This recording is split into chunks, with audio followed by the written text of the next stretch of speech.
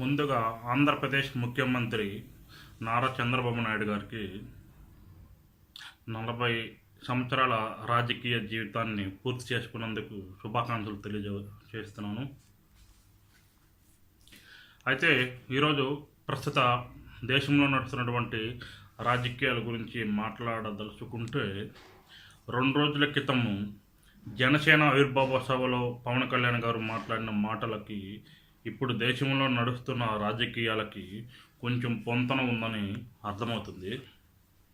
అయితే ఇక్కడ ఒక విషయం ముఖ్యంగా మాట్లాడదలుచుకున్నది ఏంటంటే, పవన్ కళ్యాణ్ అనే ఒక వ్యక్తి కొన్నేళ్ళు ఒక పార్టీ ఆడిస్తే ఆడాడని, ఇప్పుడు ఇంకొక పార్టీ ఆడిస్తుంటే ఆడుతున్నారని, ఎవరికైతే అనుకూలంగా పనిచేయట్లేదో అప్పుడేమో వాళ్ళేమో ఆ పార్టీ ఆడితే ఆడాడని, అనుకూలంగా పనిచేస్తున్నప్పుడేమో సైలెంట్గా ఉంటే ఈరోజు అతని మీద దాడి చేస్తున్నారు.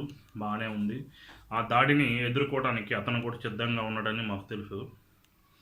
అయితే రాష్ట్ర ముఖ్యమంత్రి చంద్రబాబు గారికి ఒక సగటు ఆంధ్రుడిగా నేను కొన్ని విషయాలు చెప్పదలుచుకున్నా. అట్లలో కొన్ని ముఖ్యమైన విషయాలు కూడా ఉన్నాయి.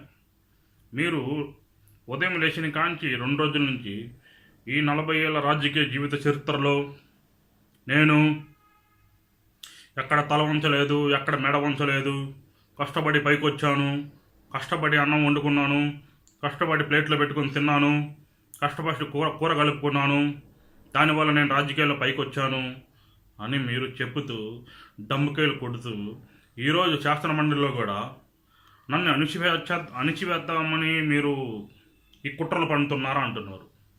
సార్, మీకు పెద్ద దండం. మీరు ముసలతనం వచ్చి చపలత్వంతో బుర్ర పనిచేయట్లేదని మాకు ఇప్పుడు అర్థమవుతుంది.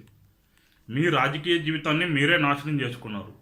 ఇప్పుడు మీరు మీ కుమారుణ్ణి కాబోయే ఇంకో ముఖ్యమంత్రిని చేద్దామని ఉద్దేశంలో ఉండి, ప్రాసెస్లో ఉండి ఎన్నో రకాలైన అవినీతి పనులు చేసి ఎంత అక్రమార్జన చేస్తున్నారు అనేది అవినీతిలో నెంబర్ 1 ఆంధ్రప్రదేశ్ ఉన్నది అన్న దాని ద్వారా చెప్పవచ్చు. మీ రాజకీయ జీవితాన్ని స్వయాన మీరే నాశనం చేసుకున్నారు. హైదరాబాద్లో 10 సంవత్సరాల ఆంధ్రులకు హక్కు ఉందని తెలిసి హైదరాబాద్లో క్యాంపు కార్యాలయానికి కానీ ఇంకా వేరే ఆఫీసులకు కానీ కోట్ల రూపాయలు ఖర్చు పెట్టి ఒక ఎమ్మెల్సీని కొనటానికి కక్కుర్తిపడి ఆంధ్రుల జీవితాలని పణంగా పెట్టి 5 కోట్ల రూపాయలకి కొనాలని చూసి ఆ అడ్డమైన ప్రాసెస్లో కేసీఆర్ అనే వ్యక్తికి దొరికారు. ఎవరు ఏం చేయలేరని మీరు తెగ మాట్లాడుతున్నారు చించుకొని. కేసీఆర్ అనేవాడు పోపించాడా లేదా?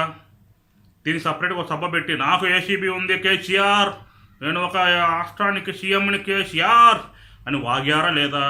మరి ఎందుకు భయపడి అంత చించుకున్నారు? సెక్షన్ 8 ఆడకపోయింది, రాష్ట్రపతి పరిపాలన ఏడపోయింది హైదరాబాద్లో. ఇవన్నీ ఎక్కడ పోయినాయి? ఆంధ్రులకి 10 ఏళ్ళ హక్కు ఉంది కదా, ఆ రోజు ఏదో వాగావు కదా, అవన్నీ ఆడకపోయినాయి. కోట్లాది రూపాయలు ఖర్చు పెట్టి సెక్రటరీలో ఖర్చు పెట్టుకొని ఆ బ్లాక్ బాగు చేయించుకొని ఇది బాగు చేయించుకొని తర్వాత 6 నెలలు పారిపోయి అమరావతిలో సిస్టమ్ వేసావు కదా. అప్పుడు ఏడపోయింది నీ ధైర్యం, నీ దమ్ము? అన్నం తినే మాట్లాడుతున్నావా? పవన్ కళ్యాణ్ అనే వ్యక్తి చెప్పాడంటే దాంట్లో ఎంత కొంత నిజం ఉండబట్టే చెప్పాడు. 4 ఏళ్ళు మీ పరిపాలన చూశాడు, కనపడలేక కాదు, చాలాసార్లు చెప్పాడు. టీడీపీ నాయకులు అవినీతి పెరుగుతుందని, అధికార పార్టీ అవినీతి పెరుగుతుందని చెప్పాడు. ఆయన చెప్పకుండా ఉన్నాడా? ఒక అగ్రిగోల్డ్ స్కామ్ జరిగితే ఏం చేశావు? ఒక కాలుమణి స్కామ్ జరిగితే ఏం చేశావు? ఒక కుంభకోణం జరిగితే ఏం చేశావు? వైజాగ్లో ల్యాండ్ కుంభకోణం జరిగితే ఏం చేశావు? ఏ ఉద్యమం చేస్తున్నా తొక్కేయటం నీకు తెలిసిన సిద్ధాంతం. 9 ఏళ్ళు సీఎంగా ఉన్నప్పుడు రైతులని విద్యుత్ బకాయిలు తగ్గించమన్నందుకు ఎలా కాల్చి చంపావు జనాలందరూ తెలుసు, ఎవరు మర్చిపోరు. 2014లో ఏదో మారావు అని చెప్పి ఏడుస్తున్నామని చెప్పి ఏదో నిజంగా మారాడని చెప్పి ఒకటిలో గెలిపించారు జనాలు. నువ్వు ఎన్నో మోసపూరిత హామీలు చేస్తున్నావు తెలిసి కూడా, ఏదో రాష్ట్రాన్ని ఉద్ధరిస్తావని. అదే రాష్ట్రాన్ని ఉద్ధరించకుండా పోయి నీ స్వలాభం కొరకు, నీ కుమారుడి స్వలాభం కొరకు, నీ యొక్క పార్టీ నాయకుల స్వలాభం కొరకు ప్రవర్తిస్తూ కేంద్రంతో పోరాడకుండా నువ్వు చేసింది ఏంది? కేంద్రంలో 2 కేంద్ర మంత్రులు తీసుకున్నావు. 2 మంత్రి పదవులు తీసుకున్నప్పుడు ఒక విమానశాఖ మంత్రి ఉన్నటువంటి మంత్రి ద్వారా రాష్ట్రానికి వచ్చినటువంటి కొత్త విమానాశ్రయాలు ఎన్ని, వాటిలో కల్పించిన సదుపాయాలు ఏంటి, ఏం చేశారు? అదేమంటే గన్నవరం ఇంటర్నేషనల్ ఎయిర్పోర్ట్ చేశారంటారా? ఒక రాష్ట్రానికి క్యాపిటల్ అయి ఉండి విమానాశ్రయం లేకపోతే ఎలా? అది ఆ ప్రాసెస్లో వచ్చిందే కానీ మీరు ఎరగదీసిందేం కాదు. అది కొత్తగా ఏ విమానాశ్రయాలు వచ్చాయి? కేంద్రము రామాయపట్నంలో పోర్టు కడతామంటే దుగ్గరాజపట్నంలో మా వాళ్ళు ఉన్నారు, మా బ్యాచ్ ఉందని చెప్పి దుగ్గరాజపట్నం కావాలని చెప్పి వచ్చే పోర్టుని కూడా రానికుండా చేసి నీ స్వలాభం కొరకు రాష్ట్రాన్ని బస్టు పట్టించి ఈరోజు నన్ను రాజకీయంగా అణగదొక్కాలని చూస్తానంటే రాజకీయంగా అణగదొక్కించుకుంది నువ్వే. కేసీఆర్ అనేవాడు ఎలా తన్నాడో నీకు తెలుసు, ఆ టీఆర్ఎస్ పార్టీ ఎలా తన్నిందో నీకు తెలుసు. చిగ్గు లేకుండా పారిపోయి ఆంధ్ర వెళ్ళావు. ఓకే, మా రాష్ట్ర ముఖ్యమంత్రిని ఇబ్బంది పెడుతున్నారని చెప్పి మేము కూడా అనుభవించాం, బాధ అనుభవించాం. ఎందుకు? ఈ దుర్మార్గుడు, ఈ దుశ్శాసనుడు ఇలాంటి దొరికాడు. ఇన్ని నమ్మాము మనం. వీడు నమ్మితే ఏం చేశాడు? పక్క స్టేట్లో పోయి ఓటు కొన్నాడు. ఓటు కొనడం వల్ల ఈరోజు ప్రత్యేక హోదా పోయింది. ప్రత్యేక హోదాకి ధర్నా చేస్తే మీకు పిల్లకాయలని జైల్లో పెట్టిస్తా అన్నావు అంటున్నాడు. ఉద్యమం చేస్తే ఇదంటాడు, రాష్ట్రానికి అశాంతి కలిగిస్తే, శాంతి భద్రత సమస్య కలిగిస్తే పెట్టుబడులు రాకుండా చేస్తారా అన్నావు. ఎన్ని అన్నా కూడా భరించారు. ప్రత్యేక హోదా పోతుంది అని చెప్పి ప్రతి ఆంధ్రుడు బాధపడ్డాడు. నువ్వు, నీ పార్టీలో ఉన్నటువంటి ముఖ్య నాయకులు, నీ తొత్తుగాళ్ళు తప్ప. అతను ఎవరు అంటాడు? కేంద్ర మంత్రి, మాజీ కేంద్ర మంత్రి పజ్జనా చౌదరి 100 కోట్ల బ్యాంకులు ఎగ్గొట్టాడు, ఫారిన్ బ్యాంకుల్లో ఎగ్గొట్టి ఇప్పుడేమంటాడు? పైప్ లైన్లో ప్రాసెస్లు ఉన్నాయి, మోడీ మీద నమ్మకం ఉంది, ప్రత్యేక హోదా, ప్రత్యేక ప్యాకేజీలు చాలా వస్తున్నాయి, పందుల ఆట ఆడుకోండి అన్నాడు. ఏం బీకే ఆ రోజు? ఏం బీకే? పందుల ఆట ఆడుకోవాలని నీ యొక్క మంత్రి అన్నప్పుడు నువ్వేం పీకావు? చిగ్గు లేకుండా మాట్లాడుతున్నావు చంద్రబాబు. ఇంకా నువ్వు అన్నం తింటున్నావా లేకపోతే మనిషిగా పుట్టావా? ఇన్నాళ్ళు మనిషిగా పుట్టావు అనుకున్నావు. నీ విశ్వరూపం ఈరోజు బయటపడుతుంది. ఒకటి సహాయంతో గెలిచి ఈరోజు ఆడు సహాయం చేయటం లేదని చెప్పి ఎంత విచ్చలవిడిగా భయపడుతున్నావే నువ్వు. అసలు నీకెక్కడ రాజకీయ పరిణితి ఉంది? నీకెక్కడ రాజకీయ అనుభవం ఉంది? చంద్రబాబు గుర్తుపెట్టుకో, రాజకీయాలు శాశ్వతం కాదు, పదవి శాశ్వతం కాదు. 10 ఏళ్ళు ప్రతిపక్షంలో ఉన్నావు. ఎంత లాలుచి పడి చివరి 5 సంవత్సరాలు ప్రతిపక్షంలో ఉన్నప్పుడు కాంగ్రెస్తో ఎలా కుమ్మక్కాయో జనాలందరూ తెలుసు, నీ మీడియాకు తెలుసు. ఏం మాట్లాడుతున్నావు చంద్రబాబు? రాజకీయంగా నువ్వు అనగదొక్కున్నావు. ఇప్పుడు నీ బాధ ఏంటంటే నీ కుమారుడు ఏడ ముఖ్యమంత్రి కాలేకుండా పోతున్నాడని. కేంద్రం లెక్కలు అడుగుతుంది, లెక్కలు అడుగు చెప్పు. నీకేమైంది?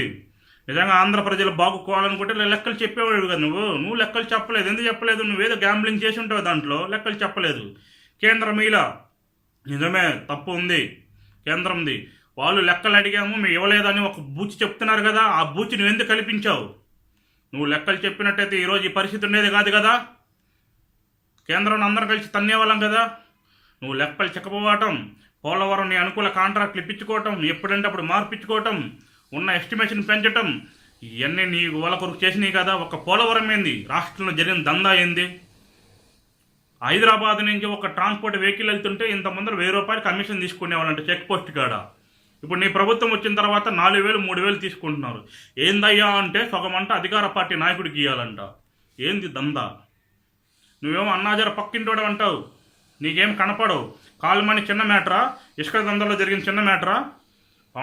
పవన్ కళ్యాణ్ అనే వ్యక్తి నిజాలే మాట్లాడాడు. ఆ నిజాలని నువ్వు జీర్ణించుకోలేకపోతున్నావు. నువ్వు నిజంగా సరిగ్గా అన్నం తినేవాడు అయితే, చెప్తున్నావు కదా, ఒక రాష్ట్ర భాగం కోరుకునేవాడు అయితే నువ్వు మంచిగా పనిచేయి, చరిత్రలో నిలిచిపోతావు. 4 ఏళ్ళు వైఎస్ఆర్సీపీ పోరాడుతుంది, ఏదో చేతకాని తనంగా ఎట్లా పోరాడుతుంది. వాళ్ళకి ఎందుకు సపోర్ట్ చేయాల? ఎవడరా ప్రత్యేక హోదా సంజీవనం ఉంది? ఎవడరా ప్రత్యేక హోదా ఉపయోగాలు ఉన్నాయి చెప్పండి రా నాకు అన్నావు. మరి ఈరోజు ప్రత్యేక హోదా కావాలని ఎందుకు అంటున్నావు? నువ్వు విపరీతమైన తెలివితేటలు ఉన్నటువంటి ఒక గొప్ప నాయకుడివి కదా. మరి ఆ రోజు నీకు తెలియదా ప్రత్యేక హోదా ఉపయోగాలు ఉన్నాయని? ప్రజలు చెప్పారని చెప్పి ప్రజలు ప్రాసెస్ అవుతావా?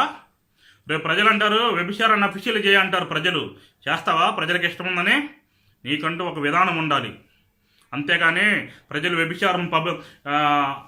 వ్యభిచారాన్ని అధికారం చేయమంటున్నారని చెప్పి వాళ్ళ కొరకు వ్యభిచారాన్ని అధికారం చేసి పెట్టి సమాజాన్ని భ్రష్టు పెట్టిస్తావా? చంద్రబాబు బుద్ధి తెచ్చుకొని మాట్లాడు. నువ్వు నిజంగా గొప్ప నాయకుడివే, రాజకీయ దీక్షత ఉంది, అలానే కుట్ర కూడా ఉంది. కుట్రలో ఆరితేనుడో నాకు తెలుసు. ఎందుకంటే ఎన్టీఆర్ అంత రోడ్డు మీద చెప్పులేపించి తొక్కిచ్చామని తెలుసు నాకు. చిరంజీవి అనే వాళ్ళని ఎలా బదనాం చేసామని నాకు తెలుసు. చాలామంది మాధవరెడ్డి వాళ్ళని ఇలాంటి ఇది చేసామని తెలుసు. చాలామందిని ఎలా చేసామో మాకు తెలుసు, మేము కాదంటల్లా. కానీ ఇప్పుడు రాజకీయాలు చేసే సమయం కాదు. విభజన జరిగిపోయి ఆంధ్రప్రదేశ్ అనేది కింద స్థితిలో ఉంటే దాన్ని లేపటానికి నువ్వు నీ యొక్క తెలివితేటలు ఉపయోగించకుండా ఇంకా ప్రతిపక్షం లేకుండా చేద్దాం, రాష్ట్రం మొత్తం టీడీపీ నాయకులే ఉండాలా, రాష్ట్రం మొత్తం టీడీపీ ఎమ్మెల్యేలే ఉండాలని చెప్పి ఆ ప్రాసెస్లో నువ్వు అభివృద్ధిని మర్చిపోయి నీ సొంత లాభం కొరకు పనిచేసి రాష్ట్రాన్ని బస్టు పట్టించింది కాకుండా ఈరోజు చిగ్గు లేకుండా మాట్లాడతావు. కేంద్ర మంత్రులను తీసుకున్నావు, బయటికి తీసుకున్నప్పుడు వెంటనే ఇండియా నుంచి బయటికి రావచ్చుగా, ఎందుకు రాలా? నీకు భయం. బ్యాక్ అండ్ కమిట్మెంట్ చేసుకొని లాలూచి పడినటువంటి ఒక నికృష్ట రాజకీయ నాయకుడివి. ఆ నికృష్ట రాజకీయ నాయకుడు మా గౌరవ ఆంధ్రప్రదేశ్ ముఖ్యమంత్రి అవడం మా దురదృష్టం. ఒకప్పుడు చంద్రబాబు వేరు, ఇప్పుడు వేరు. ఈ 5 ఏళ్ళ నుంచి తెలుస్తుంది, 4 ఏళ్ళ నుంచి. నువ్వు నిరుద్యోగ భృతి ఇవ్వపైన భరించాం, రైతులకి మాఫీ చేయపైన భరించాం, డ్వాక్రా రుణాలు ఇవ్వపైన మాఫీ చేయపైన భరించాం, అన్ని చేసినా భరించాం. ఎందుకు? ఆర్థిక లోటు ఉంది, రాష్ట్రాన్ని ఇంకా రకంగా ఏదైనా తీసుకొస్తామని. సింగపూర్ భవనాలు అన్నావు కానీ సింగపూర్ పాలన తీసుకురావాలన్న కనీస జ్ఞానం లేకుండా ఒకే ఒక ముఖ్యమంత్రి నువ్వే. నీ కుమారుడుని సీఎం చేద్దాము, లేకపోతే నీ తాతల నీకు వారసులకి సంపద ఇచ్చేద్దామనే ఉద్దేశంతో నువ్వు ఉన్నావు, కానీ రాష్ట్రాన్ని అభివృద్ధి చేద్దామని అనుకోలే. దానికి సజీవ సాక్ష్యము అమరావతిలో 30,000 ఎకరాలు సేకరించడమే. పర్యావరణాన్ని నాశనం చేసి ఒక గొప్ప రాజధాని కడతానన్నటువంటి అతి గొప్ప భయంకరమైన తెలివితేటలున్న నాయకుడివి ఈ ప్రపంచంలో నువ్వొక్కడవే చంద్రబాబు. నువ్వొక్కడవే. ఇంకో నాయకుడు ఇలాంటి వాడు పుట్టకూడదు, ఇలాంటి దరిద్రపు ఆలోచనలు నాయకుడు పుట్టకూడదని నేను కోరుకుంటున్నా. ఎందుకంటే విజన్తో ఆలోచిస్తాడు చంద్రబాబు అని చెప్తారు కదా కొంతమంది వెధవలు. ఆ విజనరీతో ఆలోచించి చంద్రబాబు రాబోయే తరం అంతా పర్యావరణం ఎంతో ఇబ్బంది పడుతుంది, పర్యావరణ పరంగా ఎన్నో సమస్యలు వస్తాయని తెలిసి కూడా ఎంతో పచ్చగొన్నటువంటి ప్రాంతాన్ని నాశనం చేసి రాజధాని కట్టాలనుకున్నటువంటి నీ యొక్క నికృష్టపు ఆలోచనే వచ్చిన రోజు నువ్వు పతనం అయిపోయావు, పతనం అవుతావు కూడా. నువ్వు సీఎం అవుతావో తర్వాత బుయ్యం అవుతావు మాకు తెలియదు, కానీ నువ్వు మాత్రం ప్రస్తుతానికి ఆంధ్ర ప్రజలకి తీరని ద్రోహం చేసింది నువ్వే. ఆ రోజు కాంగ్రెస్ పార్టీ చేస్తే ఆ కాంగ్రెస్ పార్టీకి వంతపాడి ఎంపీలను బయటకు పంపించి పరోక్షంగా సహకారం అయ్యి ఈరోజు మళ్ళీ కేంద్ర మంత్రులు పెట్టుకొని కేంద్రంతో పోరాడలేక దద్దమ్మలాగా ఈరోజు మళ్ళీ కేంద్రం మీద అభియోగాలు మోపుతున్నటువంటి ఏకైక ముఖ్యమంత్రి నువ్వే. దక్షిణ రాష్ట్రాలు ఏ ముఖ్యమంత్రి కేంద్రం ఇది చేయలేదు వాళ్ళ కాళ్ళు చేసుకుంటూ పోతున్నారు డెవలప్మెంట్. నువ్వు మాత్రం కేంద్రం మీద వంక చూపుతా మంగళవారం అంటున్నావు. ఇక్కడైనా మారు చంద్రబాబు, కుళ్ళు రాజకీయాలు చేయవాక. నీ పార్టీ వస్తే వచ్చింది, పోతే పోయింది, కానీ ప్రజల ఉన్నతికి పాటుపడు, ప్రజలకు శ్రేయస్ కొరకు పాటుపడు. ఇక్కడైనా చరిత్రలో నిలిచిపోతావు. నీకు రాజశేఖర్ రెడ్డి అనే వ్యక్తి మీద ఎంత తుత్తర ఆలోచన లేకపోతే నీ గవర్నమెంట్లో నీ పథకాలకి నీ పేరు పెట్టుకుంటావు. అక్కడే నువ్వు పతనం అయిపోయావు.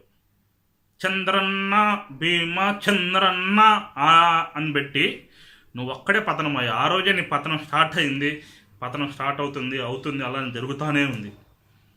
గుర్తుపెట్టుకో, మంచిగా ఉండు. కేంద్రంలో లొల్లి రాజకీయాలు చేస్తావో ఏం రాజకీయాలు చేస్తావు, కానీ రాష్ట్రాన్ని అయితే అభివృద్ధి చెందటానికి, రాష్ట్రంలో అభివృద్ధి జరగటానికి సహకరించు. ప్రతిపక్షాలు ఆటోమేటిక్గా సహకరిస్తాయి, ప్రజలు కూడా సహకరిస్తారు. ముందర నువ్వు మంచిగా ఉండు. పవన్ కళ్యాణ్ మీద పడతాం, 4 ఏళ్ళు కనపడలేదు అవినీతి, ఇప్పుడు కనపడింది అంటే సరిపోయిందా? 4 ఏళ్ళు నీకు అవుతుంది, టైం ఇచ్చాడు, నువ్వు దాన్ని మార్చుకోలేకపోయావు.